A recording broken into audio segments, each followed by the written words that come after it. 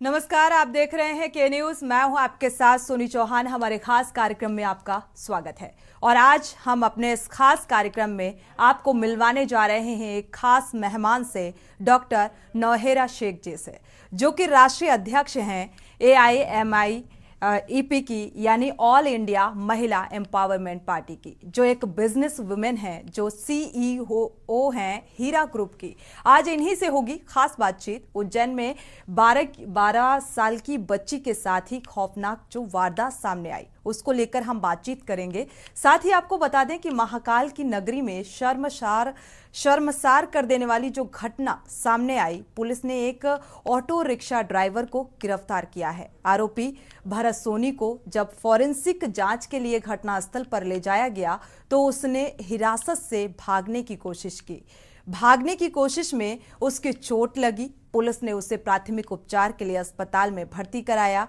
और आपको बता दें कि उज्जैन पुलिस ने मामले की जांच के लिए 28 सदस्यीय SIT का गठन किया है। पीड़िता सतना के चेतपुरा गांव की रहने वाली बताई जा रही है और 24 सितंबर को अपने स्कूल ड्रेस में घर से लापता हो गई थी। वहीं ट्रेन से उज्जैन पहुंची और कई ऑटो रिक्शा चालकों से लिफ्ट मांगी, लेकिन उसे नहीं पता था कि कहां जाना है। उसके बाद वो आरोपी भरत सोनी के ऑटो में बैठ गई, जो उसे जीवन खेड़ी ले गया। उसके साथ बलात्कार की घटना को अंजाम दिया। बलात्कार की शिकार 12 वर्षीय लड़की मदद मांगने के लिए घर घर गुहार लगाती रही, लेकिन लोगों के दिल नहीं पसीजे। पीड़िता 8 किलोमीटर तक चलने के बाद एक आश्रम के सामने बेहोश हो गई। नाबालिग पीड़िता को इंदौर के अस्पताल में भर्ती कराया गया, जहां उसकी हालत में अब सुधार देखने को मिल रहा है। पुलिस ने कहा है कि ये अभी तक स्पष्ट नहीं है कि नाबालिग सतना छोड़कर उज्जैन क्यों आई थी। उसके पिता मानसिक रूप से अस्थिर हैं और उसकी मां पिछले कुछ वर्षों से परिवार के साथ नहीं रह रही है। लड़की अपने दादा और बड़े भाई के साथ रह रही थी। घटना ने पूरे देश को झकझोर कर रख दिया है। हालांकि इस घटना को लेकर राजनीति भी हुई, कई तरीके की बयानबाजी भी सामने आई और आज CM ने इस बात का जिक्र भी किया कि दोषियों को बख्शा नहीं जाएगा। आज इसी मुद्दे को लेकर हम चर्चा करेंगे। हमारे साथ खास मेहमान जुड़ी हुई हैं डॉक्टर नौहेरा शेख जी, राष्ट्रीय अध्यक्ष हैं AIMIEP की और हीरा ग्रुप की CEO हैं। स्वागत है आपका के न्यूज़ में। और इस चर्चा में जिस तरीके से महिलाओं को लेकर अपराध चरम पर है और ये 12 वर्षीय बच्ची जिसके साथ दुष्कर्म की वारदात को अंजाम देता है एक ऑटो रिक्शा वाला। हालांकि अब कहा जा रहा है इस मामले की जांच पड़ताल होगी, कार्रवाई होगी और कार्रवाई हो भी रही है, लेकिन कार्रवाई प्रशासनिक स्तर पर कितनी लचर होती है और जिस तरीके से महिलाओं के प्रति अपराध सामने आ रहे हैं, क्या कहेंगी आप? जी, बस बड़ी अफसोस हुई इस बात को सुनकर और कुछ वीडियोस देखकर तो आंखों से आंसू निकल गए कि एक मासूम सी बच्ची की बात है। उस मासूम सी बच्ची का वाकया पूरे देश के बच्चियों के एजुकेशन के लिए जो है ऑब्जेक्शनेबल हो जाएगा, क्योंकि सारे देश के बच्चियों को, माओं को स्कूल्स को भेजने के लिए भी डर हो जाएगा। और खासकर से ये घटना जो है बहुत ही बड़ी बुरी घटना है और जो भी दरिंदों ने ये काम को किया है कि ये बहुत बड़ा गलत तरीका है और ये गलत चीज है, इसका हम खासकर से विरोध करते हैं। और हम ये सरकार से वहां की ये मांग करते हैं कि उन लोगों को खासकर से जो है इस तरह का पनिशमेंट दें कि देश देखता रहे। जिस तरह से उस बच्ची को देश देखता रहा, जिस तरह से उस बच्ची बगैर कपड़ों के बाहर आ गई और जिस तरह से वो बच्ची अपने खून की नाली को बहाती हुई बाहर आ गई और जो दूसरे बच्चों के लिए एक भयंकर सबब बन गई है। आज सुबह से मुझे हजारों कॉल आ गए और हमारी महिला एम्पावरमेंट पार्टी के महिलाएं कहते हैं कि अगर देश में बच्चियों के साथ इस तरह होता जाएगा तो हम बच्चियों को कैसे आगे बढ़ाएं, कैसे पढ़ाई पढ़ाएं। बच्ची जब स्कूल को जाती है तो वापस आने तक के लिए जो है हमारे दिल जो है धड़कते रहते हैं। तो और लड़कियों को खासकर से जो है इस चीज के लिए बहुत ज्यादा जो घटना हुई है वो सारे देश के दिलों को हिला देने वाली घटना है। आइंदा के दिनों में हमारे देश के प्राइम मिनिस्टर नरेंद्र मोदी जी को इसके ऊपर एक ऐसा स्टेप उठाना है कि ऐसे दरिंदों को सीधा फांसी की सजा दी जाए और बिल्कुल। दूसरा उनको जिंदा ना रखा जाए। जब उनका प्रूफ मिल जाता है, जब उनका एविडेंस मिल जाता है, तो फिर उनको बिल्कुल टाइम ना दिया जाए। ये हमारी रिक्वेस्ट रहेगी बस। बिल्कुल, महिला एम्पावरमेंट को लेकर आप हमेशा काम करती रही हैं, जिस तरीके से महिला सशक्तिकरण को बढ़ावा देना, क्या लगता है आज हमारे समाज में जो महिलाएं हैं वो सशक्त हैं, वो वाकई इतनी मजबूत हो चली हैं? क्योंकि महिला आरक्षण बिल का अगर जिक्र करें, लोकसभा राज्यसभा में पेश कर दिया गया, लेकिन एक तरफ तो स्थिति को मजबूत करने का जिक्र किया जाता है और दूसरी तरफ महिलाओं की कमजोरी का किस तरीके से हनन किया जाता है। जी देखिए, मैं यहाँ पर एक बात कहना चाहती हूँ कि इस पर ये जो गंदी चीजें होती हैं, कोई 2-3 लोग करने से हम पूरे देश को और पूरे देश के लोगों को, पूरे देश के मर्दों को, किसी पार्टी को, किसी को ही हम मुद्दा नहीं बना सकते। जहां पर जो घटना हुई है उस घटना की जगह पर, उस घटना के स्थल के ऊपर जो एक्शन नहीं लेते, उनके ऊपर एक्शन लेने का जो है हम बात कर सकते हैं, हम बता सकते हैं कि वहां जरूर से जरूर इंसाफ के लिए।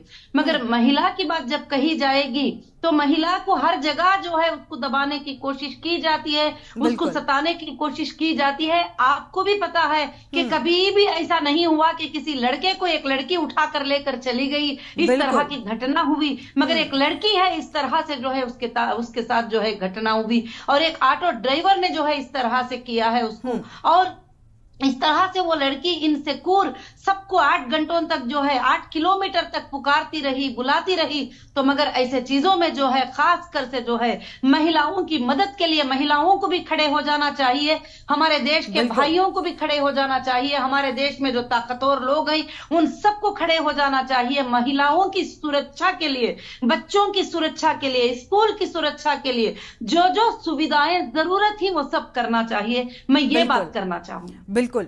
आज जिस तरीके से ये घटनाएं सामने आती हैं नौहेरा जी, ये 12 वर्षीय बच्ची थी, उज्जैन की जो घटना सामने आई पूरे देश को इसने झकझोर कर रख दिया।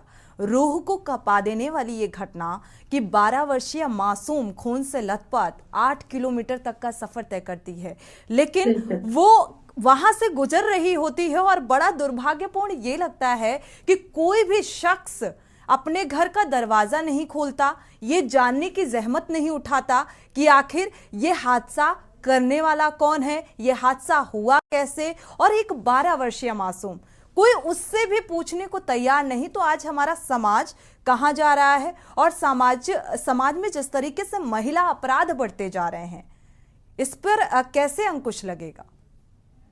जी बिल्कुल उन लोगों ने गलत किया कि इंसान इसलिए पैदा होता है कि दूसरे की मदद करे। जब एक मासूम सी बच्ची पुकार रही थी, कोई भी उसकी मदद के लिए नहीं आ रहा था, मगर वीडियो तो निकाल रहे थे, उसका एक मजाक बनाने के लिए दूर दूर से मोबाइल से उसके क्लिप्स खींच रहे थे। तो मगर चाहिए था कि सब लोग बाहर आते और उस बच्ची को पूछते, उसकी मदद करते, और कौन सा मुजरिम था उसको अपने हाथों से पकड़ लेते, वहां पर जो है उसको इस तरह का सबक सिखाते कि आगे कोई इंसान जो है इसमें आगे बढ़ने की जो है कि हिम्मत ना कर सके। उस पर मैं शर्मिंदगी महसूस करती हूं, और लोगों को चाहिए कि ऐसे चीजों में आगे बढ़े, जहां भी कोई मुश्किल में हो उसके लिए जो है खास कर से साथ देने की कोशिश करे। जब इस घटना को मैंने देखा तो हमारे जो राष्ट्रीय अध्यक्ष जनरल सेक्रेटरी विजेंद्र कुमार मिश्रा जी ने ये अनाउंस किया है आज कि हम जो है देश की महिलाओं के लिए जो है एक हेल्पलाइन ओपन करेंगे, और एमईपी के तरफ से जो है महिलाओं को खास कर से एक हेल्पलाइन की सुविधा देंगे। जो भी किसी भी महिला को तकलीफ होगी वो 24 घंटे जो है उस पर कॉल कर सके, और कॉल करने के बाद डिपार्टमेंट्स को उससे कनेक्ट करेंगे हम कि डिपार्टमेंट जो है फौरन से फौरन एक्शन ले सके। देश की किसी भी जगह से जितना हमसे पॉसिबल होगा ऐसे जगहों की मदद करना, कोशिश करना जरूरी है। मैं देश के लोगों को भी, वो जहां पे रहते थे वो लोग जो है दरवाजे नहीं खोले एक बच्ची के पुकार पे, उन सबको और पूरे देश के लोगों को कहती हूं कि कुछ नहीं होता। जब कोई तकलीफ में तुम्हें पुकारता है तो आप आगे आ जाइए मदद करने के लिए, मगर प्लीज इसको जो है ना देश का मुद्दा बनाइए, ना इंसाफी का मुद्दा बनाइए, इंसाफ दिलाने का मुद्दा बनाइए, मगर इसको एक पॉलिटिकल मुद्दा मत बनाइए। क्योंकि कोई एक इंसान गुनाह करता है तो उसको भी जो है वोट बांटने के के लिए बैठ जाते हैं। तो महिला एम्पावरमेंट पार्टी का ये इरादा है कि देश में होने वाले नाइंसाफियों से लड़ाई करें और पूरे देश के साथ, किसी संघ के साथ, किसी पार्टी के साथ नहीं, बल्कि देश में होने वाले नाइंसाफियों के साथ लड़ाई करें। ये जो बच्ची के साथ हुई है, बहुत बड़ी नाइंसाफी हुई है। मैं वहां के चीफ मिनिस्टर साहब से गुजारिश करती हूं कि खास कर से प्योरली उसके ऊपर एक्शन लिया जाए और इसको चेक किया जाए, ऐसा एक्शन लिया जाए कि तुम्हारा स्टेट जो है पूरे देश को नमूना बन जाए और आगे कोई ऐसी बच्ची को हाथ लगाने की हिम्मत ना कर सके। बिल्कुल, शिवराज सिंह चौहान जो सीएम हैं, उन्होंने इस बात का जिक्र किया है कि अब कड़ाई से सख्ती के साथ जो है अपराधियों के खिलाफ कार्रवाई की जाएगी। और हालांकि जो अपराधी है, आरोपी है, भरत सोनी का नाम सामने आ रहा है, उसके खिलाफ कार्रवाई का जिक्र किया है उन्होंने। लेकिन आज भी हमारे समाज में क्या आप देख पा रहे हैं, क्योंकि आप महिला एम्पावरमेंट के लिए बहुत बेहतर काम कर रही हैं, उनकी मनोदशा को आप बहुत बेहतर तरीके से समझ पा रही होंगी। हेल्पलाइन नंबर जो आपने चालू किया, तो होप सो आने वाले समय में एक बेहतर रिजल्ट इसका सामने आए, ताकि ऐसी घटनाओं में कुछ कमी देखने को मिले। साथ ही क्या समाज में जो महिलाएं हैं उनकी सोच जो है, क्या आपको नहीं लगता अभी भी इतनी सीमित है कि वो खुलकर किसी अपने साथ हुए अपराध को रख नहीं पाती हैं? कितने बदलाव की जरूरत है? कह रही है महिलाओं के अंदर यह हिम्मत आना चाहिए कि महिला बनकर वो बैठी नहीं और किसी महिला की पुकार को वो सुने और कोई भी तकलीफ में हो, उनकी बहन, उनकी बच्ची, उनकी बेटी, उसको सीने से लगाए। अगर जरूरत पड़े तो पुलिस स्टेशन को जाए, अगर जरूरत पड़े तो कोर्ट को चले जाए, अगर जरूरत पड़े तो लीगल फाइट करे, उसके साथ में खड़े हो जाए। तो महिलाओं को जरूर से जरूर हिम्मत में आना चाहिए और जरूर आ रहे हैं, कई महिलाएं आ रहे हैं। उसका एक एग्जाम्पल मैं भी हूँ और मेरे साथ 700+ डिस्ट्रिक्ट में हमारे महिलाएं जो है कमेटी बना चुके हैं। सुबह से उनके फोन पे फोन आ रहे थे कि मैडम जो है इस बात पे क्या करना चाहिए, कैसे हमारे बच्चे डर रहे हैं स्कूल को जाने के लिए, स्कूल में पढ़ने के लिए। हमारे बच्चियां कहते हैं कि इस तरह से हो गया, अब हम स्कूल को किस तरह से जाएं। तो जरूर देश के अंदर इसके सुरक्षा के लिए कुछ एक प्रोग्राम बनाना चाहिए, एक नई बिल पास करना चाहिए। ऐसे दरिंदों को सजा देने के लिए खास बिल जो है पार्लियामेंट में प्रोवाइड की जाए और ऐसे दरिंदों को सजा इमीडिएटली हो जाए, तो फिर कोई दरिंदा जो है इस तरह की सोच भी रखने के लिए जो है आगे नहीं बढ़ सके। बिल्कुल, कानून भी हैं, लेकिन उन कानूनों का पालन ठीक तरीके से नहीं किया जाता, इसीलिए ऐसे अपराधों को बढ़ावा मिलता है।